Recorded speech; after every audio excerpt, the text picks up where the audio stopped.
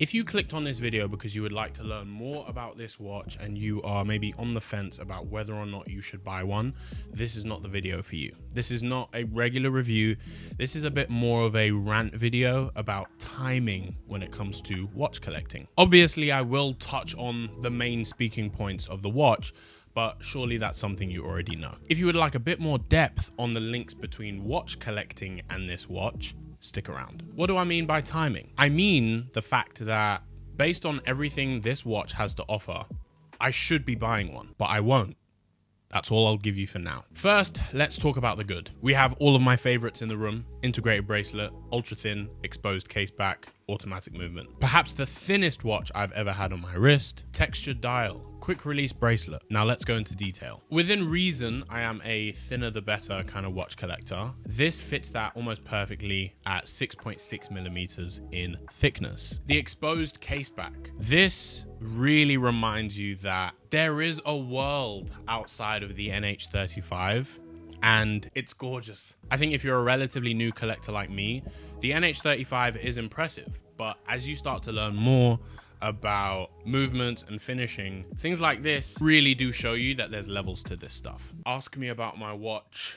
I made this hoodie. If you would like one, comment hoodie down below and I'll see if I can make it happen. The textured dial, nothing we haven't seen before from the likes of HOODIE, for example, but on this, which although it's a 660 is, you know, we're going to agree, a huge update on the 12, it is brand new. And I think they've accurately put on the site that this allows a lot more room for the hour markers to get the attention they deserve compared to the original 12, where the 3D design kind of draws your attention away from the hour markers, which is down to personal preference. Having only had this for a couple weeks, I'm still unsure as to if I'm annoyed that there's less texture on the dial or if I'm happy that the hour markers have a chance to shine. Now, this was sent to me as a pleasant surprise from Christopher Ward.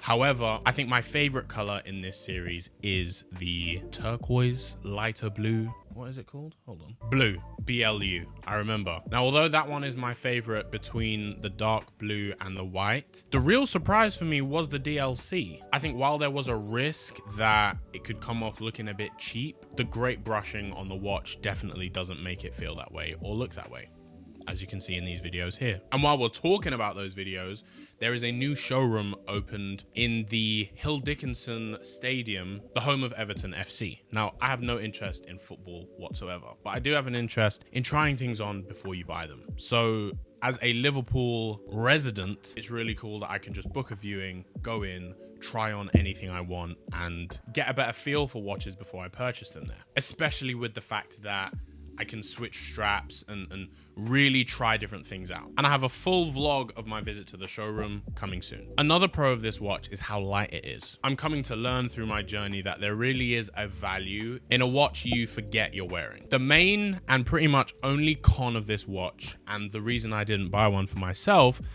is the lack of a seconds hand. But wait, Kim, when you bought the Venezianico Arsenale, you said that was one of the main reasons you enjoyed the watch.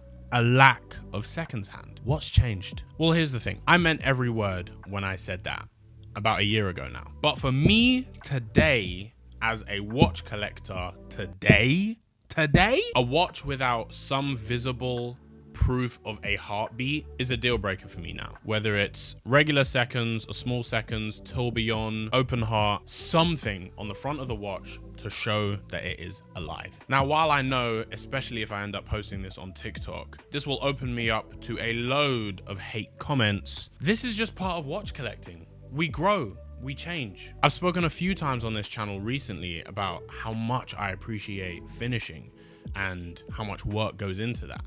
But if you go back 2 years ago, or even less, I'm sure you can find videos of me absolutely saying unequivocally that finishing does not matter to me at all. Something I referenced about this watch, the weight. There was definitely a time earlier in my journey where heavier watches meant more expensive to me. But as I've grown, I've realized those heavy, bulky watches end up spending very little time on my wrist for obvious reasons. Obvious to me now. I now understand the value of comfort, which is something I do have to give to Tudor, because I remember trying on a Black Bay and just thinking, this is the most comfortable I've ever felt with a watch ever. As the number of watches I wear decreases, but the few I wear spend more time on my wrist, I realize now that when it comes to weight, I have no idea what I was thinking back then. Lighter is better. Not too light though. I still remember the first time I tried on a Bel Canto.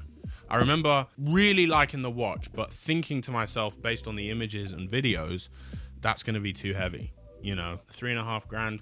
Nah. And then when I tried it on just for fun at the C12 release, when I felt how light it was, I can remember thinking 3.5. Yeah, I can make that work just because of the weight of it.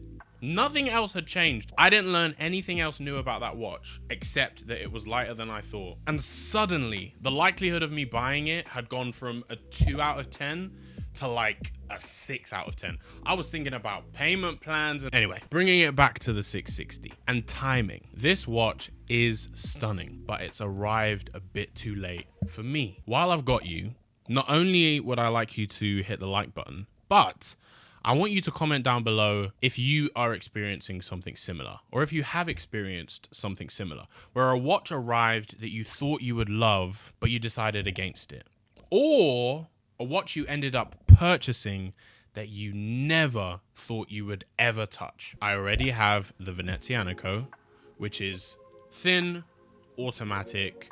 It doesn't have an exposed case back, but it also doesn't have a second hand. With that watch already in my collection and something I wear almost daily, buying this right now doesn't make sense for me, even though I've been waiting for it for like a year and a half. I've been silently screaming for an ultra thin version of the 12. For the last time, I will say it.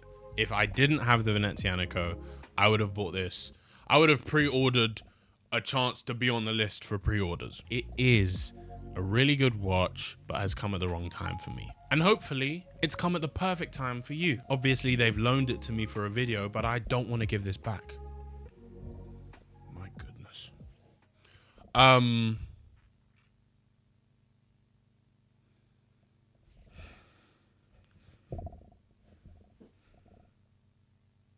Sorry. Am I? No. Hopefully Christopher Ward keeps sending me watches and inviting me places. Well, maybe they would if you stopped trashing their watches. And an absolute dream would be getting gifted a watch. That would really mean something. Who knows? I think we do know. I'm gonna give this an 8.3, which might be the highest rating of a Christopher Ward watch on this channel so far.